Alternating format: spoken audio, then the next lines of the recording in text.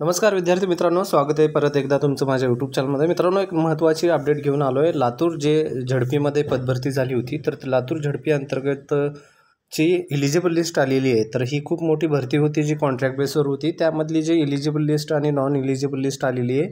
पहा, आजचाच तारीख आहे 3/6/2025 ही तारीख आहे. पहा आजची. तर आजची हे लिस्ट वेबसाईटवर अपलोड झालेली आहे. तर पहा याच्यामध्ये काय काय अपडेट आहे आणि कोणाकोणाचे नाव आहे तर ते पाहून घ्या पूर्ण.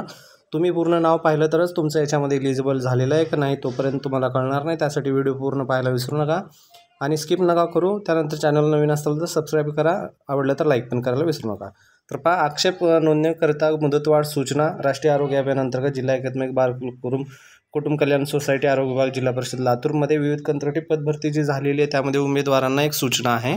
तर पहा, राष्ट्रीय आरोग्य अभियानांतर्गत जिल्हा परिषद अधिकारी, जिल्हा परिषद लातूर, शल्य चिकित्सक म्हणजे सिव्हिल सर्जन कार्यालय लातूर, जिल्हा क्षयरोग TB कार्यालय लातूर येथील कंत्राटी विविध पदाकरता पदभरती जी झाली होती ती दिनांक 18/3/25 ते 4/4/25 या कालामध्ये अर्ज मागवण्यात आले होते. या विविध मुदतीमध्ये प्राप्त अर्जाच्या अनुषंगाने कागदपत्र जे आहे ती डॉक्युमेंट व्हेरिफिकेशन झालेलं होतं. त्यानंतर या सोबत कंत्राटी विविध पदाची पात्र आणि अपात्र उमेदवाराची प्रारूप यादी जी लिस्ट आहे ती झडपी लातूर या संकेतस्थळावर प्रसिद्ध करण्यात आलेली आहे आजच. तर सदरली यादीमधील उमेदवार पात्र असल्यास येस असे त्यामध्ये दिलेलं आहे. जर जे कोणी इलिजिबल आहे त्याच्या पुढे येस म्हणून दिलेलं आहे आणि जर नसेल तर नो म्हणून केलेलं आहे. तसंच जर काही ठिकाणी रिमार्क जर दिला असेल तर त्यामध्ये काही गरजेचे आहे किंवा त्या ठिकाणी काही चेंजेस करणं गरजेचं आहे. रिमार्क जर दिला असेल तर त्यामध्ये तर काय सांगितले पहा, कागदपत्र पडताळणी छाननीनुसार आढळून आलेल्या काही त्रुटी किंवा बाबी नमूद असलेल्या किंवा करण्यात आलेल्या आहेत. मध्ये काही त्याच्यामध्ये कमतरता वगैरे असेल तर ते रिमार्कमध्ये मेन्शन केलेलं आहे असं सांगितलेलं आहे. जिल्हा परिषद संकेतस्थळावर काम सुरू असलेल्या उमेदवारांना प्रारूप याद्या दिसू शकल्या नसल्यामुळे खालीलप्रमाणे मुदतवाढ देण्यात येत आहे.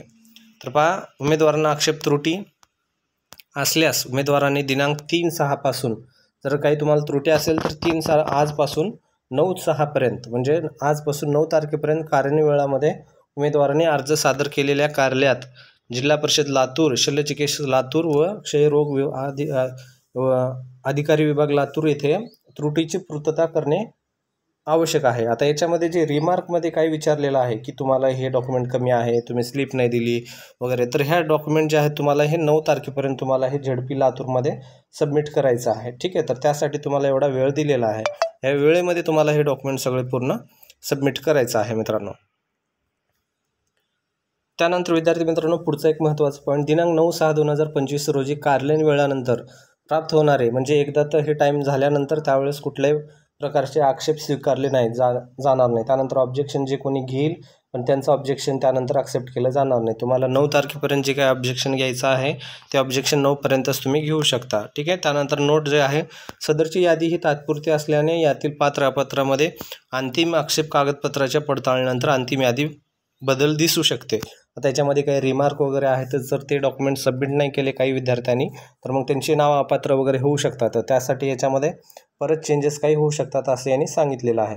तर याबाबत मुख्य कार्यकारी अधिकारी यांचा निर्णय अंतिम असेल. जे काही झडपीचे CO आहेत त्यांचा जो आहे जिल्हा परिषद अधिकारी, जिल्हा परिषद लातूर आणि झडपी CO यांचा जे डिसिजन असेल तो शेवटचा डिसिजन असेल असं त्याच्यामध्ये सांगितलेलं आहे. याच्यामध्ये खूप सारे पोस्ट होत्या. तर ही आयुष मेडिकल ऑफिसर जे आहे BMSच्या याच्यामध्ये हे सगळे इलिजिबल ह्या ठिकाणी असं दिलेलं आहे. कॅन्डिडेटचं नाव आहे, सिरियल नंबर, कॅन्डिडेटचं नाव, त्यानंतर नेम ऑफ कास्ट, त्यानंतर कास्ट ऑफ कॅटेगरी, सबकास्ट ज्याला म्हटलं जातं त्या कॅटेगरी, अप्लाइडमध्ये तुम्ही कशामध्ये भरलेलं आहे, तुमचं डेट ऑफ बर्थ, त्यानंतर डेट ऑफ बर्थ जे आहे मंथ आणि डेमध्ये आणि इयरमध्ये, त्यानंतर एम्प्लॉई ऑलरेडी आहेत का असाल तर येस, नसाल तर नो याच्यामध्ये येईल. तुमचं रजिस्ट्रेशन नंबर जे आहे MNC असेल किंवा मग INC असेल जे काही असेल ते, त्यानंतर एज्युकेशन क्वालिफिकेशन BMSचं आहे लिस्ट असल्यामुळे हे BMSचं आहे. त्यानंतर ॲडिशनल तुमचं PG वगैरे झालं असेल तर, एक्सपिरियन्स गव्हर्नमेंटचा काही अनुभव असेल तर त्यामध्ये एक्सपिरियन्समध्ये काउंट होईल आणि इलिजिबल आणि नॉट इलिजिबल या ठिकाणी दिलेलं आहे. इलिजिबल असाल तुम्ही तर चांगली गोष्ट आहे, जर इलिजिबल तुम्ही नाही आहेत तर मग ती चांगली गोष्ट नाही आहे, कारण ते तुम्ही त्याच्यामध्ये लागण्याची शक्यता कमी असते. तर हे post is not for open category. आता याच्यामध्ये डॉक्टर जेवणे राजश्री रमाकांत त्यांनी अप्लाय केलेलं आहे, ओपन म्हणून अप्लाय केलेलं आहे, लिंगायत ही कास्ट आहे त्यांची, पण याच्यासाठी ओपन कास्ट याच्यामध्ये नाही आहे कास्टमध्ये, त्यासाठी त्यांचं नॉट इलिजिबल केलेलं आहे. ठीक आहे. अशा प्रकारची पूर्ण लिस्ट आहे. पहा यामध्ये पूर्ण BMSचे दिलेले आहे. त्यामध्ये प्रत्येक जी काही याच्यामध्ये एलिजिबल आहे तर ती प्रत्येकाची लिस्ट याच्यामध्ये लागलेली आहे. कॅटेगरी पहा याच्यामध्ये क्लिनिकल सायकोलॉजिस्टचं पण आहे. सेम तसंच दिलेलं आहे. तुमचं एज्युकेशन वगैरे जर तुमचं याच्यामध्ये रिमार्कमध्ये काही मेन्शन केलेलं असेल, आता इथंही दिलेलं आहे गव्हर्नमेंट एक्सपिरियन्स नॉट अटॅच्ड, आणि तुम्ही गव्हर्नमेंट एक्सपिरियन्स याच्यामध्ये आहे म्हणून केलेला आहे, नॉट अटॅच केला असेल तर तुम्हाला नॉट रिमार्क याच्यामध्ये रिमार्क दिसून येईल आणि नॉट एलिजिबल दिसून येईल. असं काही असेल तर तुम्ही जाऊन त्या ठिकाणी जाऊन तुमची जी काही डॉक्युमेंटची अडचण आहे ती पूर्तता करायची आहे. तर अशा प्रकारची पूर्ण यादी लागलेली आहे. हायजिनिस्ट म्हणा, न्यूट्रिशनिस्ट, डेंटिस्ट वगैरे खूप मोठी लिस्ट आहे. टोटल 94 पेजेसची लिस्ट आहे. तर यामध्ये तुम्हाला काय करायचं आहे, 9 तारखेच्या आत जाऊन तुम्हाला डॉक्युमेंट सगळे तिथं चेक करायचे. तर रिमार्क जर असेल तर तुम्हाला, जर तुमचं काही असेल तर, जर एलिजिबल असेल तर चांगली गोष्ट आहे, अभिनंदन, आणि नसेल तर तुम्हाला जाऊन यामध्ये चेंजेस करायचे. तर व्हिडिओ आवडला असेल तर व्हिडिओला नक्की लाईक करा मित्रांनो. चॅनलला जर नवीन असाल तर चॅनलला सबस्क्राईब करायला पण विसरू नका. असेच अपडेट आपल्या चॅनलवर येत असतील. धन्यवाद.